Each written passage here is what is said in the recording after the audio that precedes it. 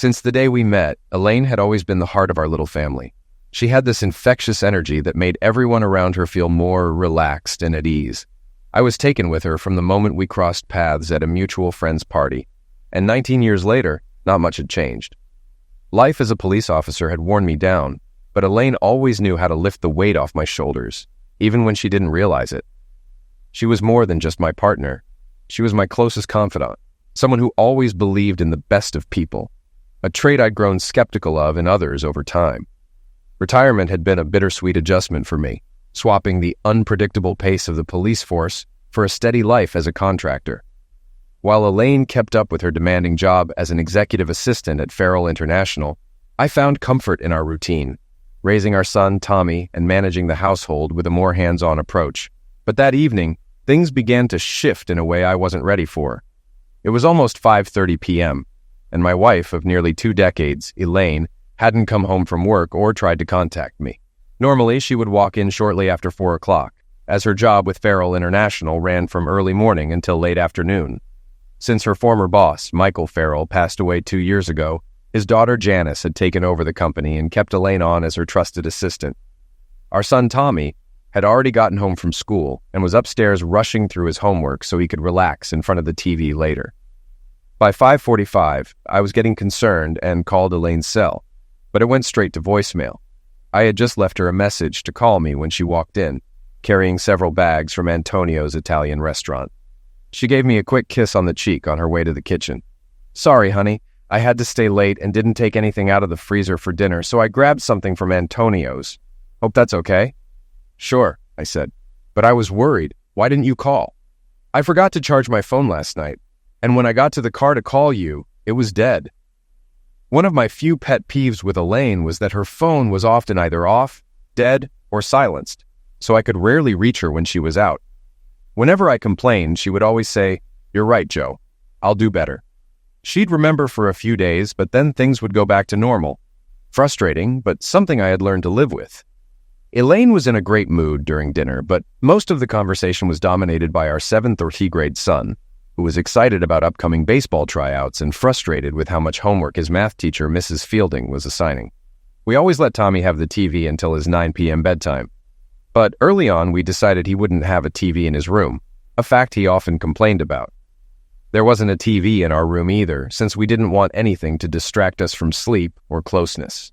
The latter we managed at least 4 times a week, making us an outlier among our friends and neighbors, who all seemed to be glued to their multiple TVs. Some people were so hooked on the tube that they even had one in the kitchen. To give you some background, I'm Joe Sullivan, and my wife Elaine and I are a bit unconventional.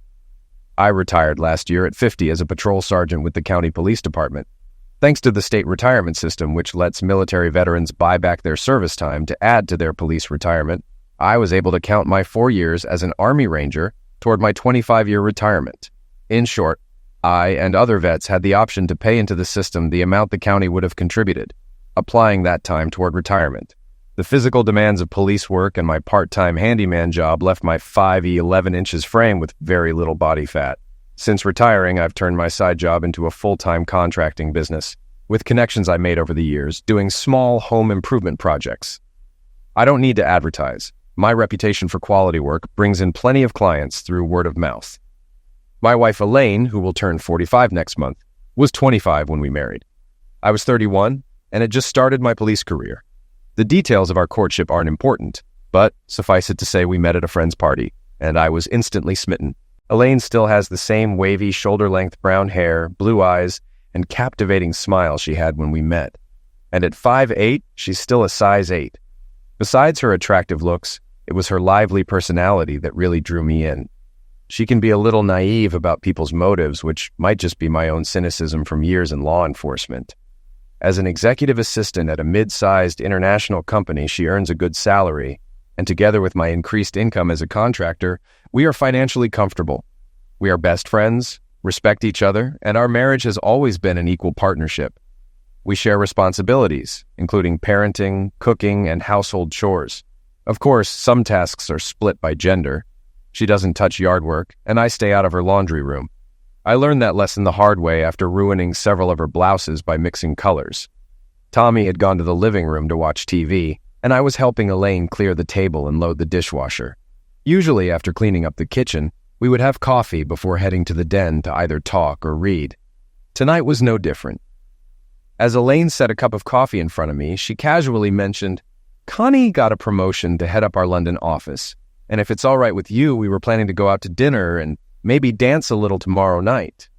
To be honest, I didn't really keep track of Elaine's work friends, so I couldn't remember who Connie was, but I didn't want to seem uninterested, so I didn't mention it. However, the dancing part caught my attention. "You'll just be dancing together?" I asked. "Of course," she replied. "It'll only be for a few hours, and I'll be home by 11. I wasn't thrilled about the idea, but since she never went out with the girls like many of our friends' wives did, I agreed. The next evening, when I got home from work, I asked Joe what he had planned for dinner for himself and Tommy. "Chicken pot pies," he replied confidently. I frowned. I couldn't stand pot pies, always reminding Joe about their unhealthy sodium levels and high calorie count. But seeing how satisfied he looked, I just shook my head and said, "Connie's picking me up at 7, so I'm going upstairs to shower and change while you two are busy poisoning yourselves."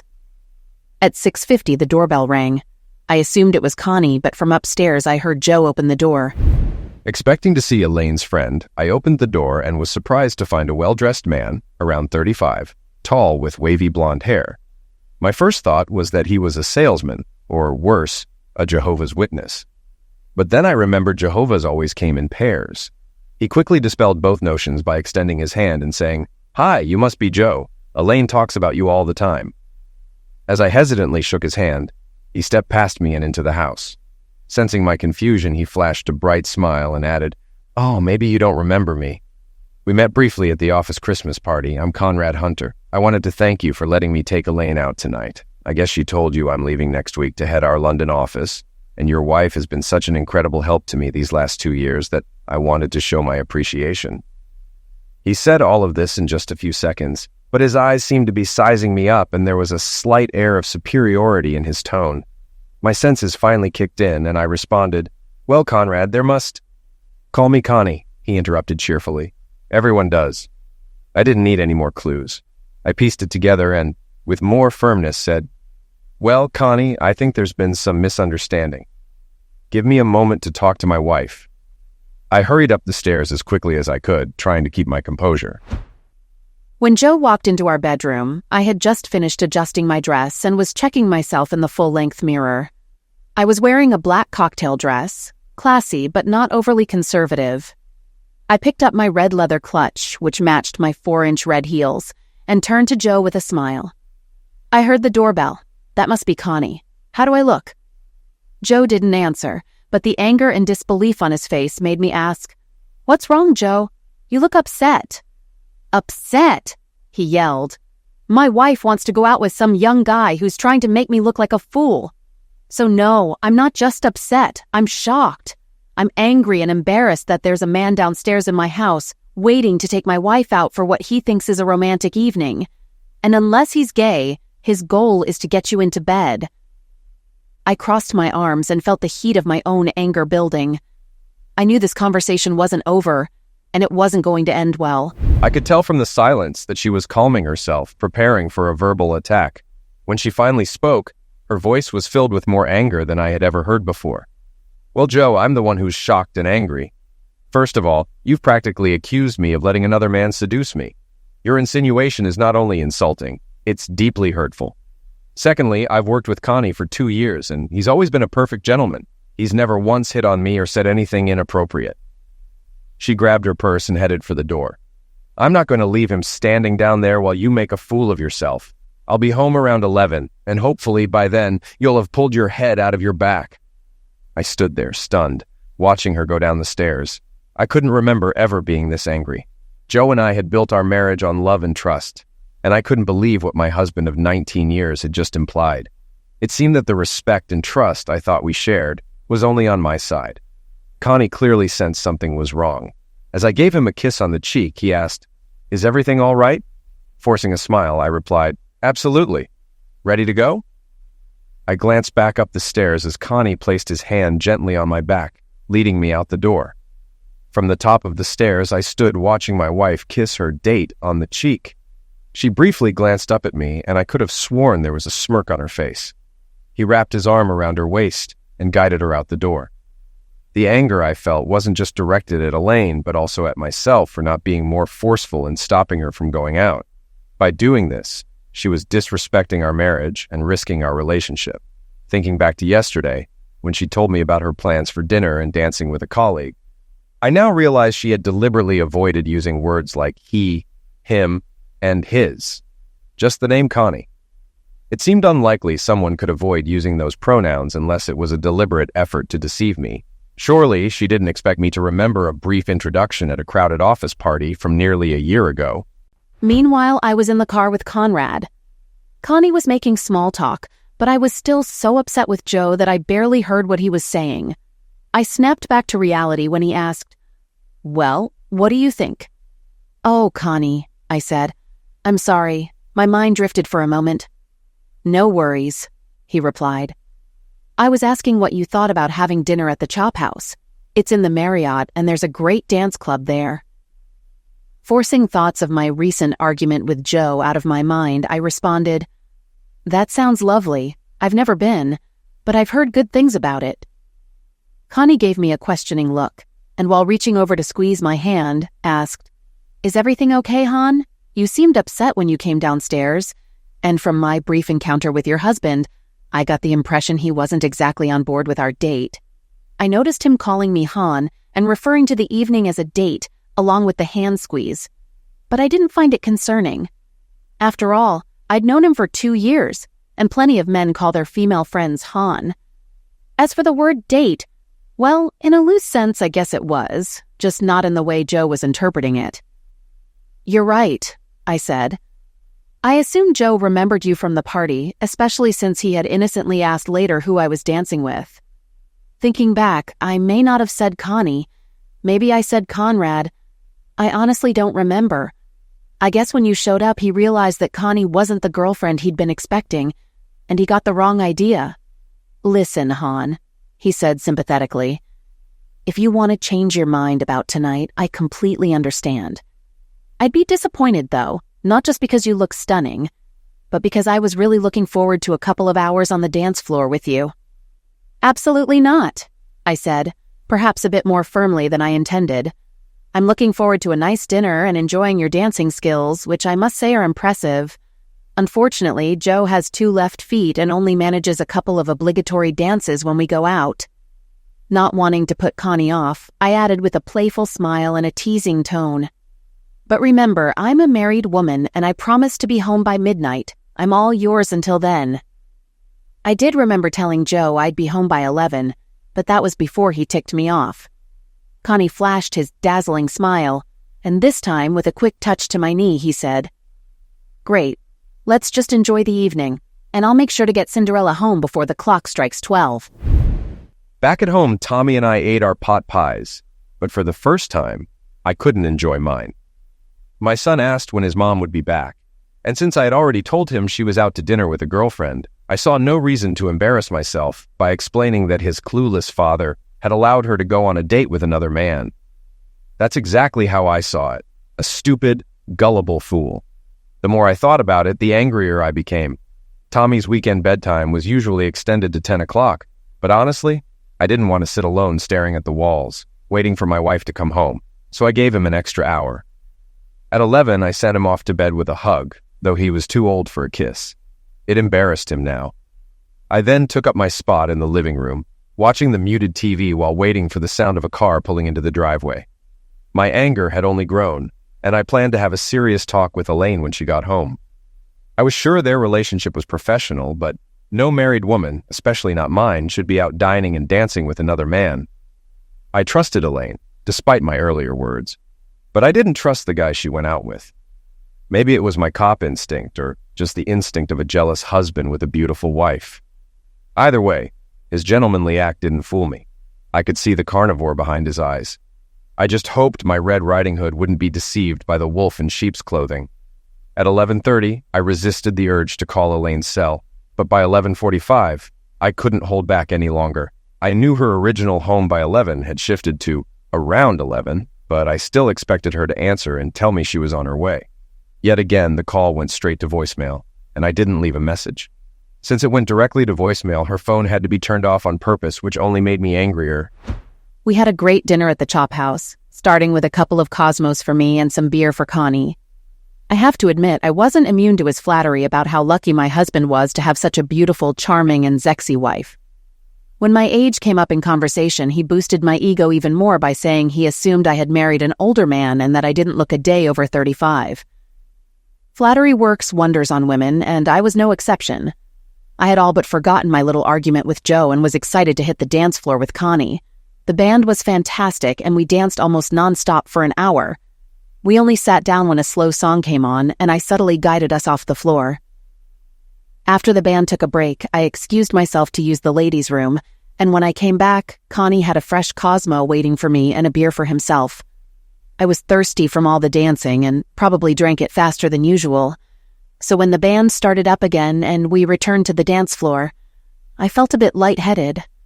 A few songs into the set, a slow number came on, and I didn't object when Connie pulled me into his arms. Another slow song followed, and I was actually relieved to hold on to him as the effects of that last drink made me a little unsteady and dizzy. Noticing my discomfort, Connie suggested we take a break. I barely registered that he had his hand on my backside as he led me to our booth, or that he sat next to me this time instead of across from me like earlier. By 1 a.m., I had called Elaine's phone 5 times and left 3 messages. The last one saying, "Elaine, if this is about punishing me, I get it, but I expect you to call me back immediately. If I don't hear from you within the next half hour, I'm going to bed and locking the deadbolt. You can spend the night with your lover, knowing you've destroyed a great marriage and a happy family." I was far beyond angry, and my mind was running wild. 1:30 came and went, but I didn't go to bed. I stayed in the living room wondering if I'd still have a marriage by morning. I felt Connie's hand leave mine and slowly begin to caress the inside of my thigh, but I felt powerless to move, even though I could feel myself getting aroused. I tried to speak, but the booze had impaired my ability to form words, and I felt embarrassed for having gotten so drunk. Part of me knew I should stop this, but another part was enjoying it. At some point, I vaguely recall a distant voice speaking to me, followed by a strong hand helping me out of the booth. I heard the voice say, "Honey, I think you should lie down for a bit. You don't look well." An arm was wrapped around me, holding me up and guiding me somewhere. I have a vague memory of being in an elevator, unsure where I was going as I entered an unfamiliar room. There was a bed, and I knew I needed to lie down. I wasn't tired, but my body felt disconnected from my mind. I heard some soft, unintelligible words, and then Connie's lips were on mine. Before long, I felt the cool air against my bare skin. From the corner of my eye, I saw my clothes in a pile on the floor. He got on top of me and took me. My eyes instinctively closed. When I managed to open them slightly, I saw a face with blue eyes staring into mine as he continued having sex with me.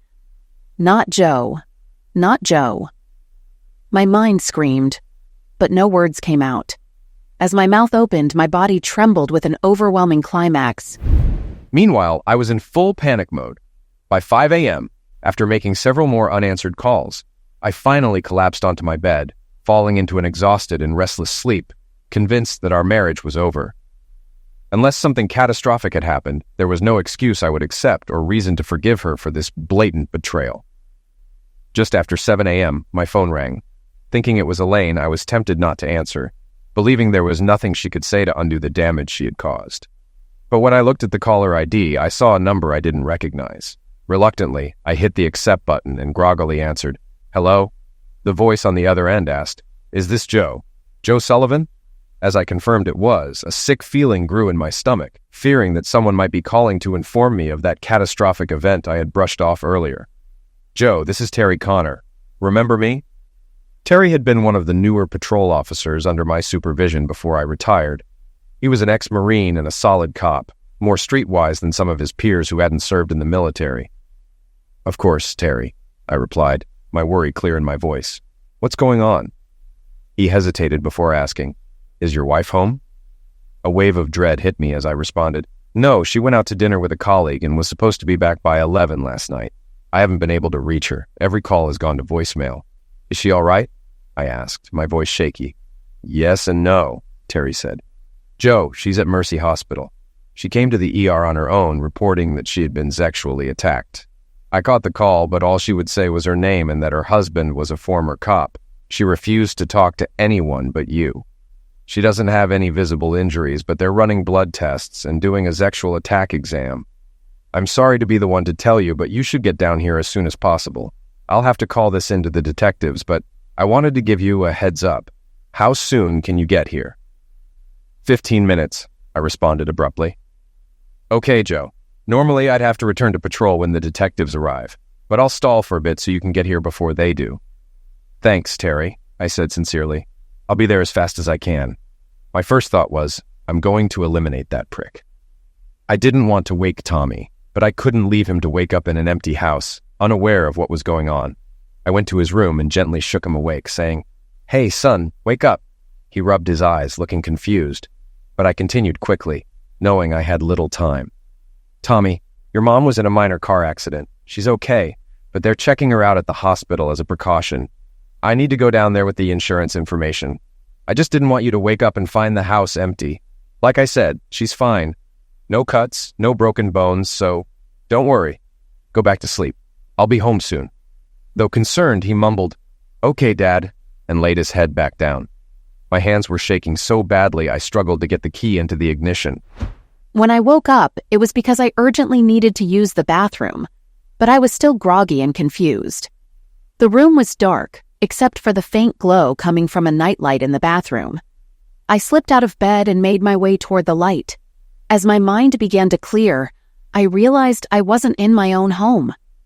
Sitting on the toilet, I realized it wasn't just the need to go that had woken me. It was the pain in my rectum. When I wiped, I saw traces of blood on the toilet paper. And that's when I understood what had happened. As I sat there, flashes of the previous night slowly came back to me, and the realization of what I had likely endured made me feel sick. I started to gag. I barely had time to turn and fall to my knees before I began to vomit. Once my stomach was empty, I stood, leaning against the bathroom vanity, staring at a woman in the mirror I hardly recognized. My eyes were bloodshot. There were bite marks on my neck and shoulder, and my hair was matted in places with what could only be drying seed. Shame and guilt washed over me like a crashing wave, pulling me under. I couldn't bear to look at the woman in the mirror any longer. She didn't reflect the confident, happy wife and loving mother I was supposed to be. Still leaning on the counter, my head hung low as the tears started to fall. When I finally forced myself to look at the reflection again, I knew my naive stupidity and stubbornness had cost me my self-respect, the trust of my husband, and probably my son's respect as well. If I had a knife or a weapon, I would have eliminated the prick who had stolen my life for his own selfish pleasure. How could I have gotten this drunk? I thought. But as I replayed what I could remember, I realized I had only had 3 drinks, 2 at the restaurant and 1 at the club. That might give me a slight buzz, but it wasn't enough to make me lose control like that. He pilled me, I said out loud. That disgusting creep had slipped something into my drink. I knew what I wanted to do when I saw him, still asleep, lying unclothed on his back. I imagined clawing his eyes out, ripping his balls off, or biting his Johnny, but I knew I didn't have the strength to do any of that. Instead, I knew what I had to do. Moving quickly and quietly, I got dressed. With one last look of pure hatred at the man I once admired, I slipped out of the room. It took me just under 15 minutes to get to the emergency room, and, as promised, Terry was waiting for me. The waiting room was nearly empty due to the early hour. Where is she? I demanded, as I headed toward the curtained cubicles. Terry stopped me immediately, placing a firm hand on my chest. Hold on, Joe. She's asleep. They gave her a sedative to calm her down. She was pretty hysterical. The detectives will be here soon. Take a moment to get your thoughts together. Get my story straight? I asked angrily. What are you talking about? Terry, still looking like the Marine he once was, firmly guided me to a corner, away from any listening ears. Despite being 15 years younger and stronger than me, he whispered calmly, Listen, Joe, I'm on your side. I don't know the details of your marriage, and I don't need to.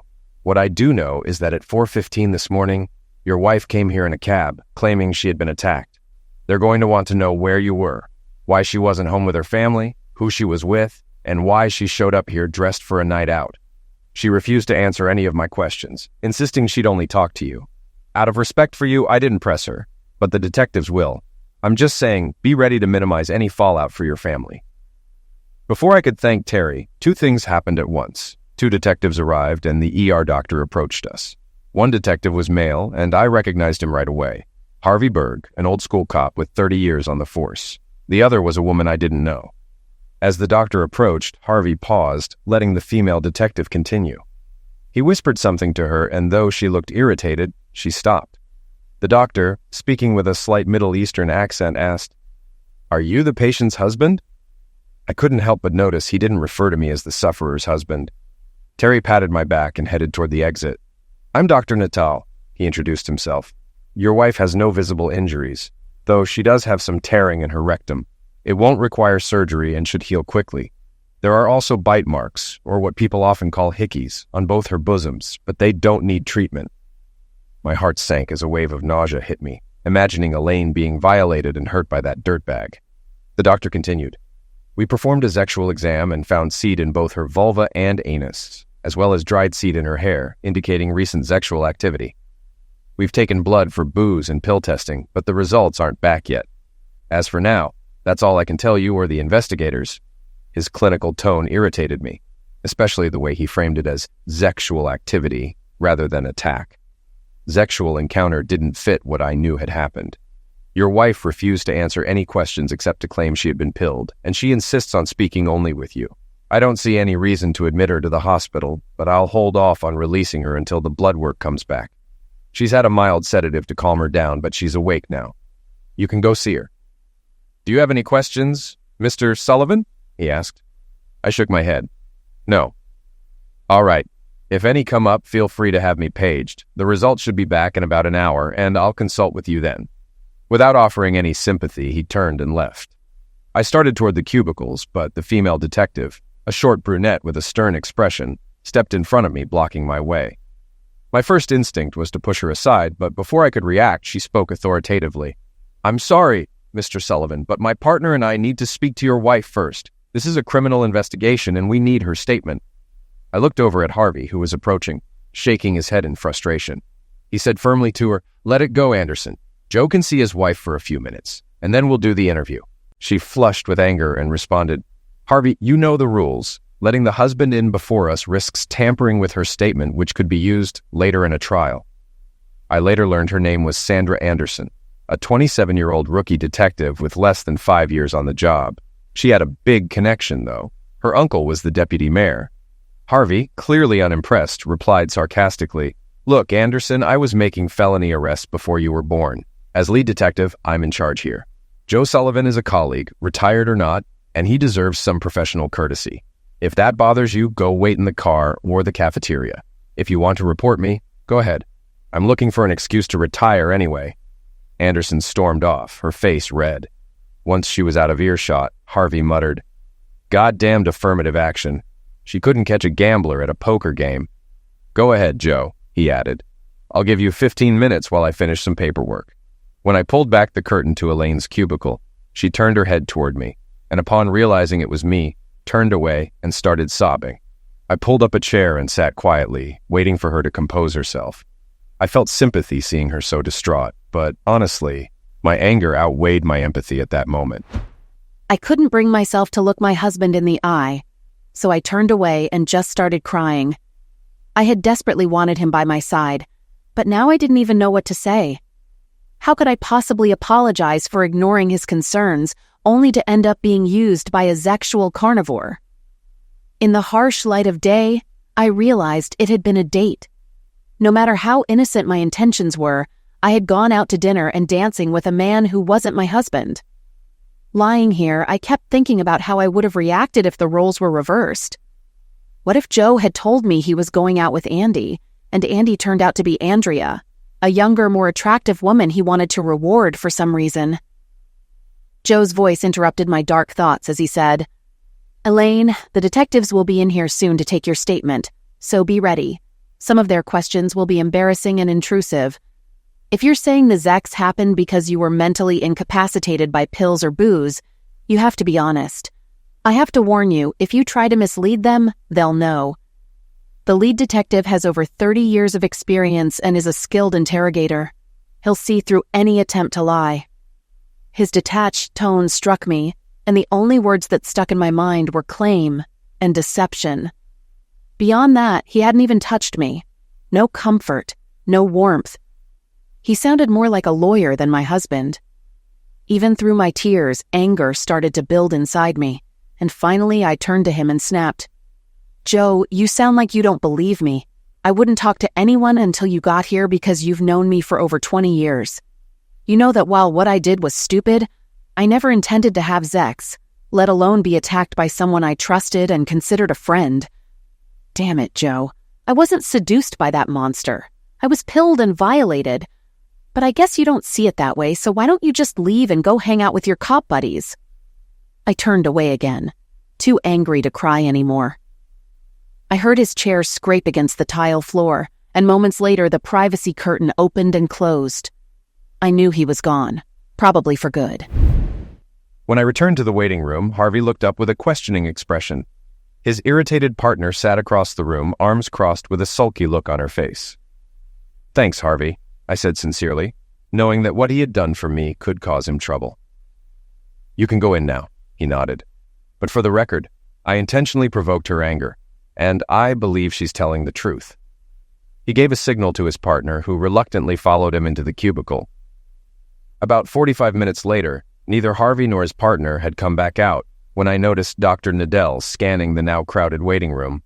He spotted me and gestured for me to follow him into a small exam room down the hall from the ER. Once we were seated, his tone was noticeably softer than earlier. "The lab results are back, and they show a significant amount of rohypnol and ketamine in her system. As you know from your time as an officer, these are commonly referred to as date maltreatment pills. When combined, they lower inhibitions and increase libido while also impairing the body's ability to communicate between the brain and muscles, making resistance nearly impossible. I've explained this to the detectives and provided them with a copy of the analysis. I've started an IV to help clear her system, and she should be able to leave in about 3 hours." He stood and offered his hand, adding, "I'm very sorry for what you and your wife are going through, but given the circumstances, I believe that time and perhaps some counseling will help both of you recover." As he turned to leave, I stood and asked, "Doctor, may I ask you a few questions?" Though he looked a bit uncomfortable, having considered his duty as the attending physician finished, he nodded reluctantly, likely knowing where this was headed. "I understand about the pills and their effects," I began, "but what I really need to know is, do those pills prevent someone from experiencing sexual pleasure?" He sighed, motioning for me to sit as he did the same. In a patient but measured tone, he replied, "Mr. Sullivan, I can't give you a definitive answer.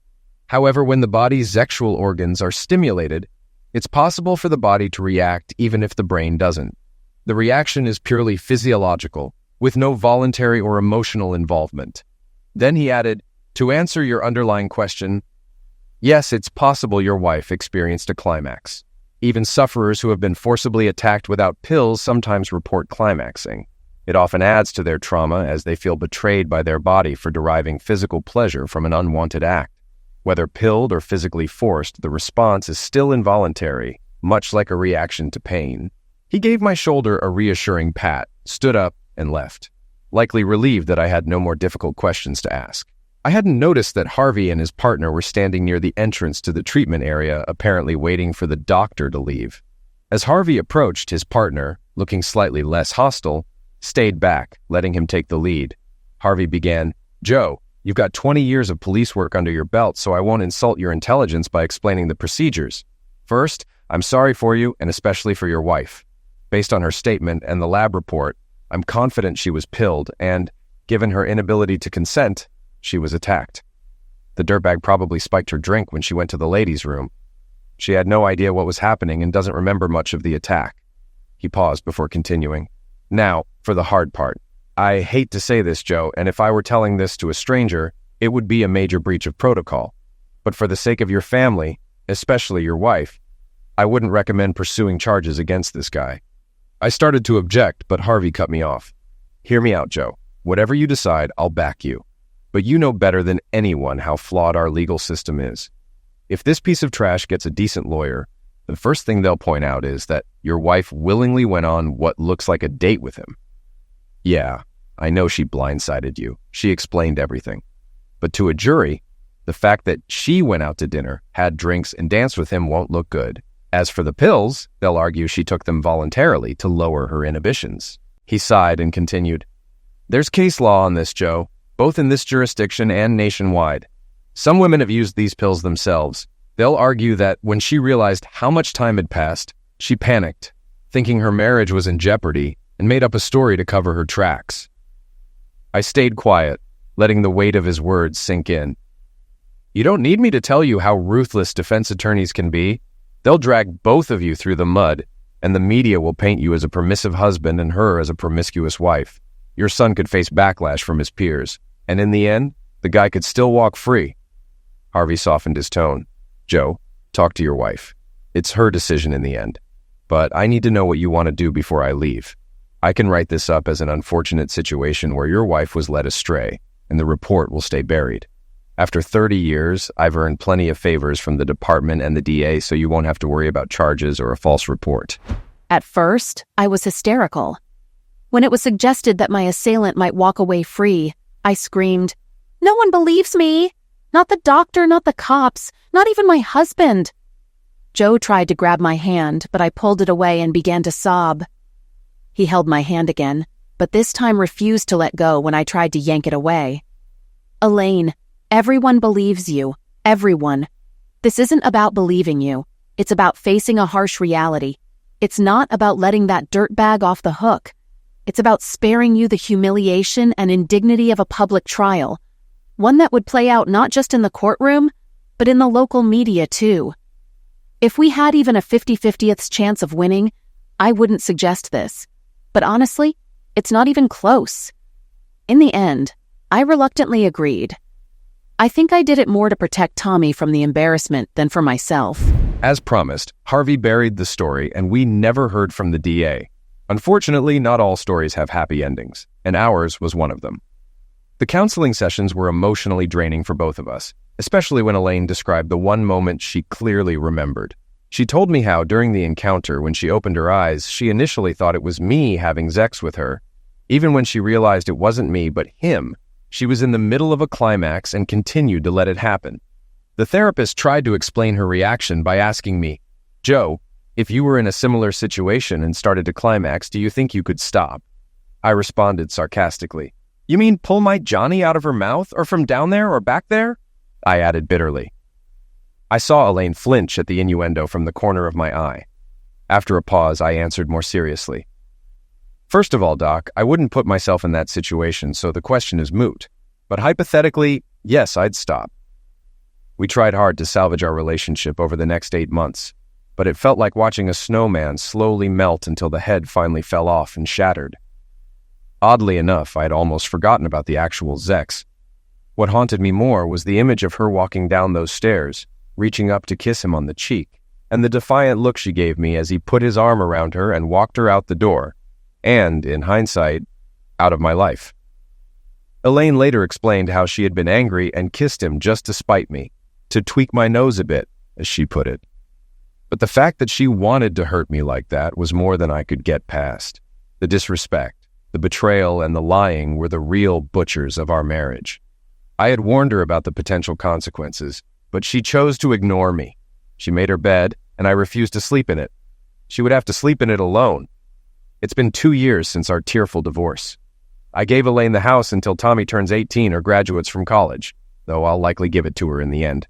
I have a pension and a successful business, and she received a $250K settlement from the company, even though they denied any wrongdoing.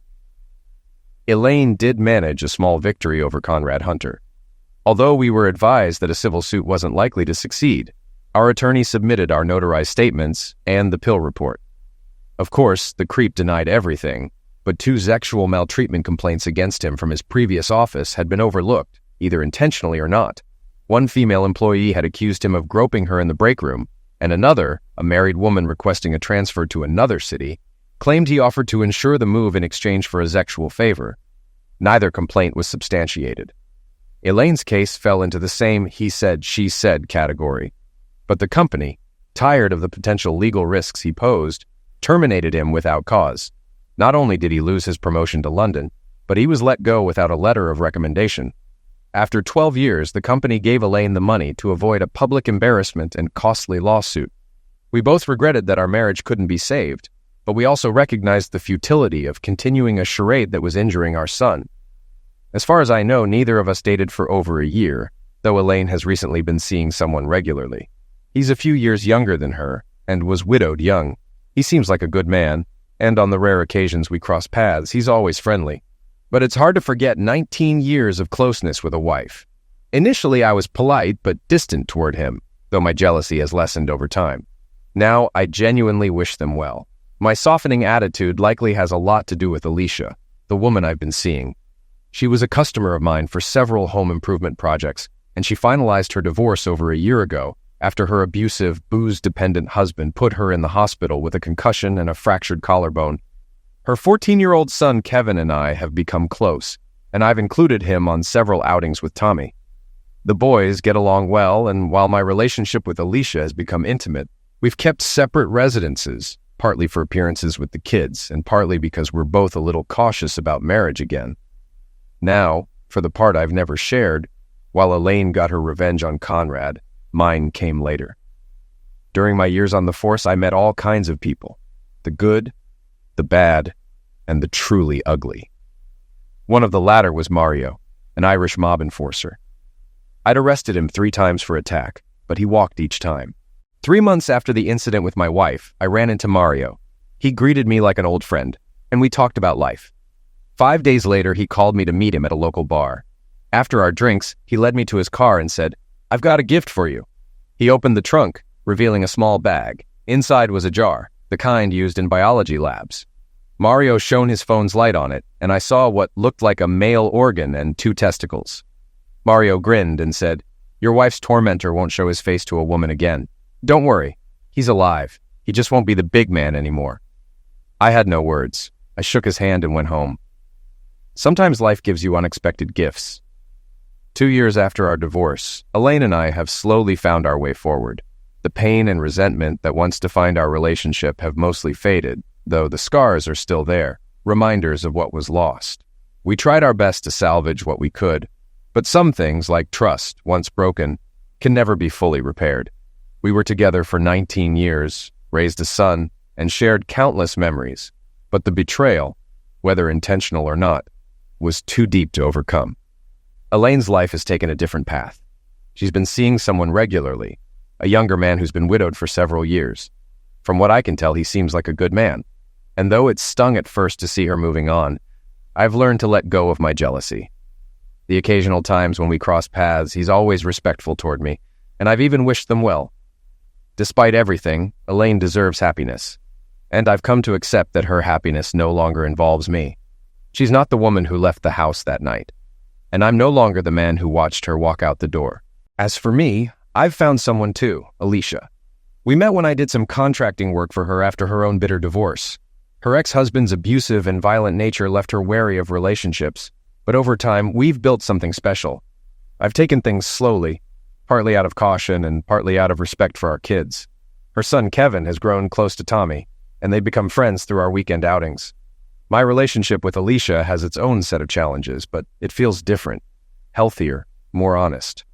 We've kept separate homes for now, but we're taking steps forward, and for the first time in a long while, I feel optimistic about the future.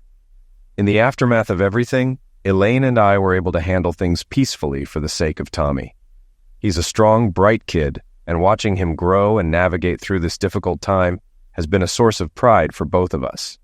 He didn't deserve to be caught in the crossfire of our mistakes, and if nothing else, I'm thankful we kept our focus on giving him the stability he needed. Elaine got the house, and when Tommy turns 18, it will likely stay hers. I've done well enough in my business to provide for myself and for Tommy, and I don't begrudge her what she's been through. Elaine managed to get some measure of justice with her settlement from the company, and while I was bitter at first that her assailant Conrad walked away without facing criminal charges, I found my own closure in an unexpected way. What Mario did, what he gave me, wasn't the kind of justice I had envisioned, but it felt like justice nonetheless. That man would never hurt anyone again, and though I would never condone the violence, a part of me was grateful that someone had delivered the punishment I couldn't. In the end, life moves on. The bitterness, the anger, and the heartbreak, all of it, has slowly been washed away by time. While there will always be a part of me that looks back at those 19 years with regret, there's another part that remembers the good times. Elaine wasn't just my wife. She was my best friend, and for most of those years, we were a team.